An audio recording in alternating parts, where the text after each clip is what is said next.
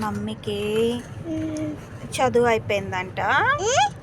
మొత్తం స్టడీస్ అన్నీ అయిపోయినాయి. మమ్మీ జాబ్ కోసం ట్రై చేస్తుంది. ఓకేనా, గవర్నమెంట్ జాబ్స్ కోసం ట్రై చేస్తుంటే మమ్మీకి ఎన్ని ఎగ్జామ్స్ రాసినా ఒక్క జాబ్ కూడా రాలే. మమ్మీకి 25 ఇయర్స్ వచ్చేసినాయి. 25 ఇయర్స్ తర్వాత మనం మన కాళ్ళ మీద నిలబడాలి కదా.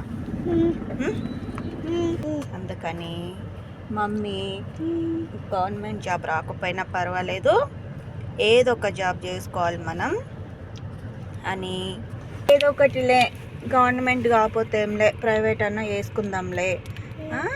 మనకు స్టడీస్ అయిపోయినాయి, నోటిఫికేషన్స్ కూడా ఇప్పుడు ఏం లేవు.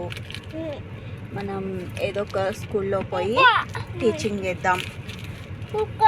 అప్పుడు మనకి ఇయర్ వేస్ట్ కాదు, ఎక్స్పీరియన్స్ వస్తుంది. ఒరే నాన్న, ఇదిగో ఈ తమ్ముడికి ఇచ్చే.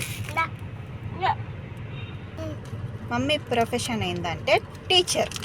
ఓకేనా, మమ్మీ బీఈడి చదివింది కాబట్టి ప్రైవేట్ స్కూల్లో అయినా టీచింగ్ చేయాలి, టీచర్గా వెళ్ళాలి అని ట్రై చేసిన అనమాట.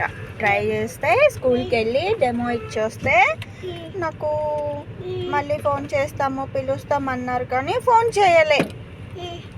స్కూల్ స్టార్ట్ అయిపోయింది. అయ్యో, ఈ ఇయర్ వేస్ట్ అయిపోతుందేమో అని భయపడుతున్నా. నేను బాగా ఏడుస్తున్నా. ఇయర్ వేస్ట్ కాకూడదు. మమ్మీ ఏడుస్తుంది. జీజస్కి ప్రేయర్ చేసుకుంటే అప్పుడే స్కూల్ నుంచి ఫోన్ వచ్చింది. మ్యాథ్స్ టీచర్గా రమ్మని చెప్పారు. నేను వెళ్ళాను స్కూల్ టీచర్గా.